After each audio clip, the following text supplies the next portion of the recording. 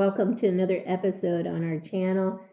This is basically an extension of the last episode. So in the last episode, I opened up an item I had purchased in 2013 and had never opened up.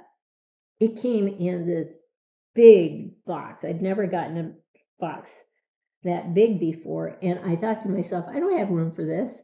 So I put it off to the side, and there it sat forever until I decided in the last episode, let me just open it up and show you guys at the same time. That was really a nice treat. So I've had a chance to look at things now that the dust is settled, and there are some pros and cons to this figure. I love the figure. I don't regret getting this thing at all. But I do see some, I guess, engineering problems in terms of making the figure. And I'll start with this base over which the stand is placed. This is so nice in the sense that it's circular and it gives the stand, which is also circular, depth. I love it. But it comes in 6 sections. So there's 1, 2, 3, 4, 5, 6 sections, and they don't snap together. They almost look like they should snap together. You know, there's a piece here through which you're supposed to put this thing, but they don't snap together in reality. They just show you where things go. And then you just have to kind of make sure you position them correctly. And at the same time, keep the circle as circular as possible. The problem is when you put the stand on, you put the figure on the stand. If you ever make any changes to the pose of the figure, the stand's going to move a little bit, and these sections here are going to kind of get disconnected, and it'll be a pain to put them back together, because I noticed in the short time I've had this, there is some fraying that's going on at the seams of this thing. And sorry, I also noticed that it has like a static charge and kind of attracts fuzz, so you have to keep kind of cleaning it off. It also picks up fingerprints very nicely, so again, you have to keep cleaning it off. The circle, which is made of 6 sections, could have easily been 2 sections of 3 pieces. You know, just one piece here, one piece here, that was connected in the middle but folded together. That would have solved the movement that keeps happening in separating these pieces with seams. If you had one seam that pulled it together, it was attached, that would have been a lifesaver, because then you would only have 2 seams. And the stand itself is designed to cover all the seams, the 6 seams. But if you had 2 seams, it still would cover the 2 seams. So it's sort of like they overdid it here. They made too many sections from my perspective. So anyway, my solution, and I almost hate to say that I might do this, is that in order to, if I'm going to keep this on display, I would be very much tempted to tape the back of the pieces together. And I think that will save it in the long term against fraying along the seams, and will cut down on the frustration of things getting disconnected when you move things slightly. So you could either use really strong, sturdy, permanent tape, like tape that's used to package something that you're going to send through the mail, or tape that's less aggressive, like painter's tape. But I am very tempted to either tape it or not use these sections at all. So that's my 2 cents there.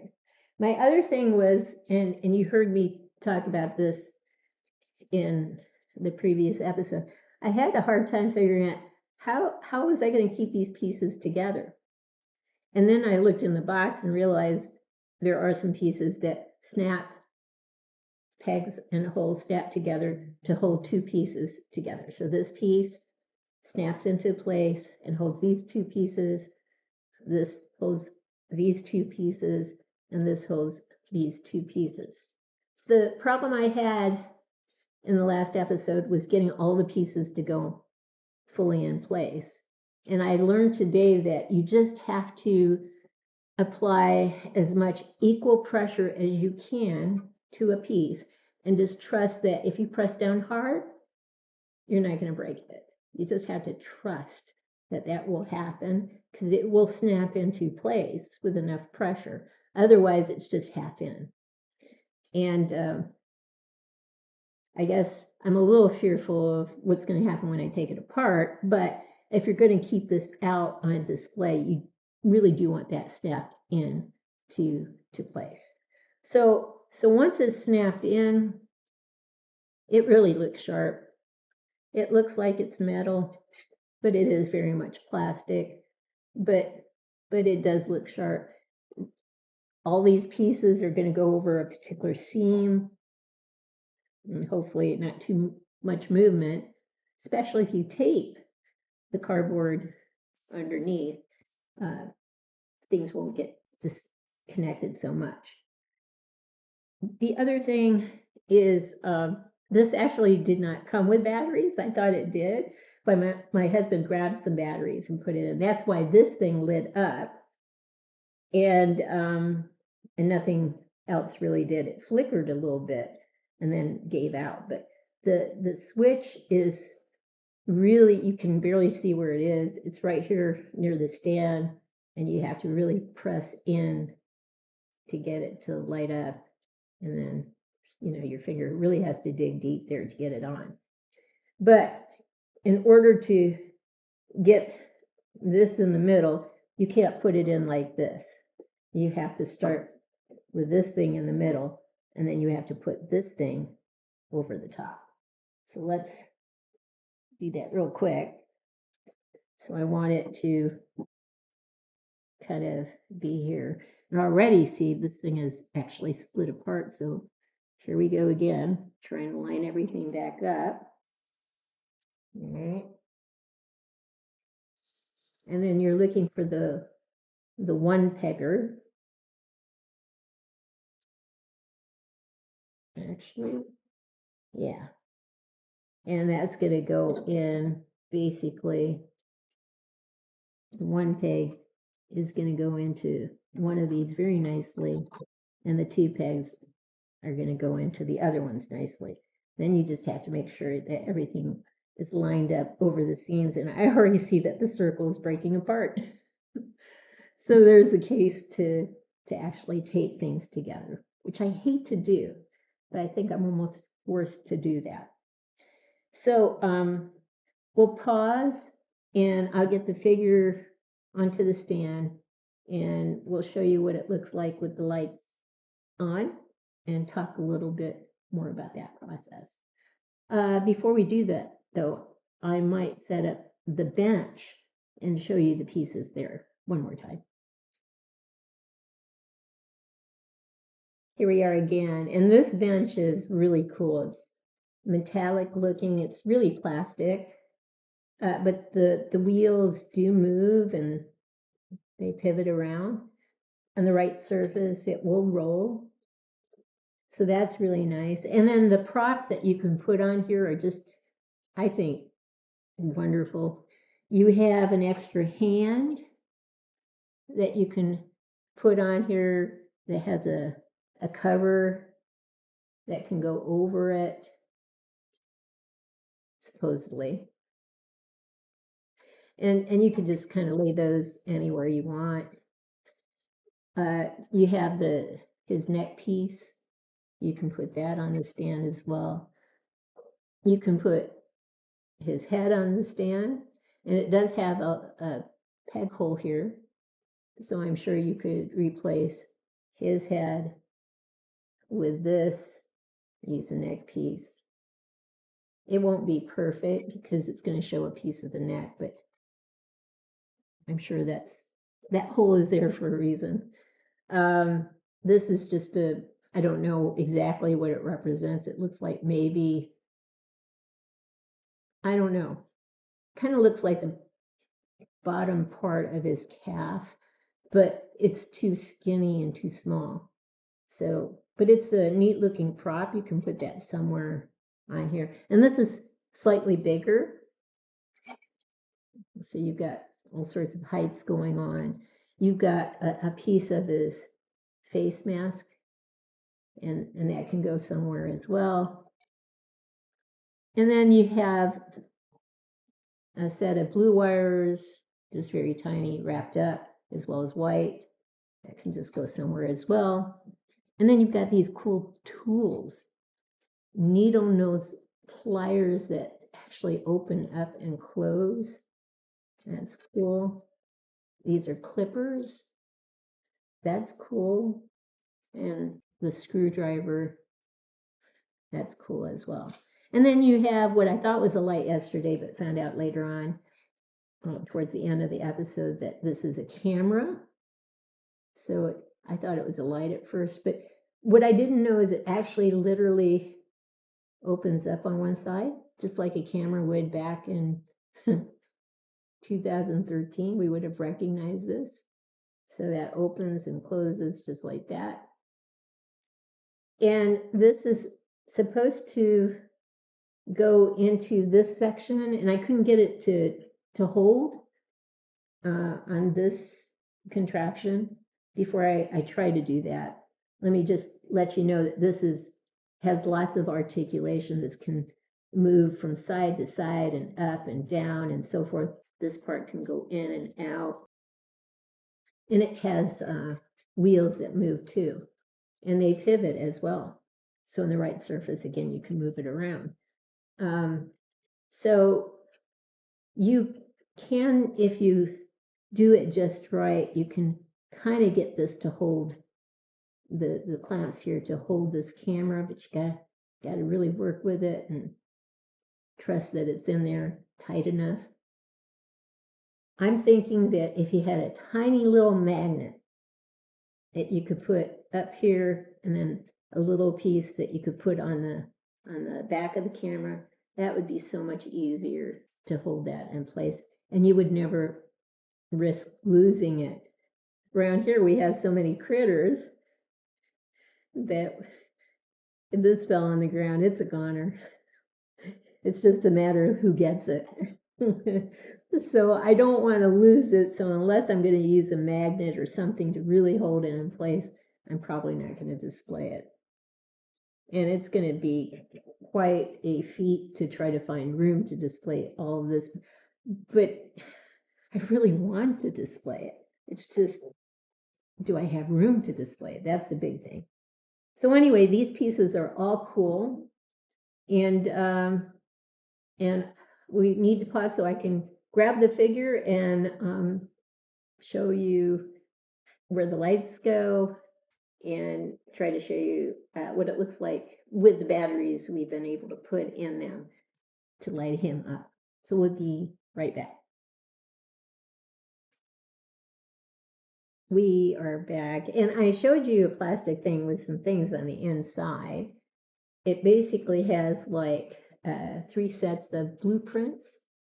Somehow they got wrinkled yesterday, so I'll have to take an iron and carefully iron them out. But you could put the schematics or the blueprints where you want, maybe here or on the top if you want. It also comes with a magazine with Tony Stark's profile on it, which is kind of cool. It could go somewhere on the top or on the bottom. You can move some things to the bottom. I mean, there are so many possibilities here in terms of displaying things. It's pretty much endless, which is cool. So, yeah, so the figure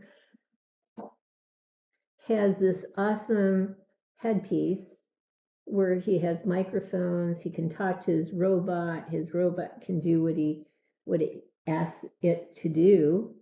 And he has a lens that goes over his left eye so that he can see holograms of engineering pieces or schematics or whatever. but that should go on his left eye. The batteries for the hands are here and here, and the batteries to the chest are in the back. So once you get the batteries in, and it takes 3 very tiny batteries in each arm. Once you get the batteries in, it's just a matter of turning the lights on. If you can get it on. And there's the light on that one.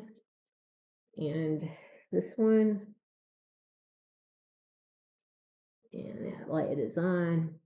Now the funny thing is with the light in the back, the instructions clearly say that the on position is up. So you should push up to get the lights to turn on. But you literally have to push down to get the lights up. And then you have to push up to get the light off. So it's backwards. So if it doesn't work one way, all I can say is try it the other way. That was confusing me yesterday. It wasn't seemingly working, and it's just a matter of having it in the right position, which is not what the instructions say. So we'll pause now and get him into a position with his lights on so that you can see him in all his glory. We were back, and I forgot to mention yet again, the best way to get the robotic things on him is to take his shoe off, pull his pants down, shimmy up this piece over the calf, and then attach this boot to the peg. These things are easy. You just remove that part of the arm, and this has a magnet attached to it, so it just goes on very nicely that way. All right. So here he is in all his glory, and we'll just light him up so you can see what he looks like. So I'm going to pull this off, find the switch, turn it on. Here we go. Find the switch, turn it on, and here we go. And then I got to remember, you got to push that button down, and he is on. If you go up, he's off, down, it's on. Different from the instructions, but maybe mine is the odd man out. I have no idea. One last set of lights is here. Awesome. So lights here, light here in his chest, lights at the bottom. He looks absolutely stunning. Great figure. Some things I would change if I was making the figure. I can't make figures like this on my own. So who am I to complain? But I do think they should have made this circular piece into 2 pieces and folded together. And yeah, make sure they got the instructions right on how to turn on the lights. That's a big issue. Other than that, it looks awesome, except it's really, really big. And trying to find a place where I don't know if I can, to be honest. On a good note, I had to share this with you guys. So I probably told you that with our cat that did indeed have cancer in her tail, we had surgery to remove the tail, and the cancer was contained to where they made, it didn't go beyond the incision. So she is cancer free. She has a additional lifespan of 4 more years. She's 14. So that would be wonderful if she lives the expected lifespan with this type of cancer. And my Pomeranian, with the mass between her heart and her lungs, it's just fat. She's a a porky pig. She loves to eat, so it's fat apparently. And the suspicious cells that they thought they saw in her liver came back negative, so there's no cancer in her. So I am like, I was so worried about my babies. I'm like on cloud 9, 12, 15, 105. I don't know. I'm just happy. So I'm happy I opened this up, and I'm happy for the news of our babies. So I hope you've liked what you've seen. I know you've seen the close-ups of him already, so I hope you've liked what you've seen today. Even though it was kind of a repeat, we did add a few more things. If you have liked what you've seen, please consider giving us a thumbs up and subscribing to our channel. In the meantime, everyone, please have a great day.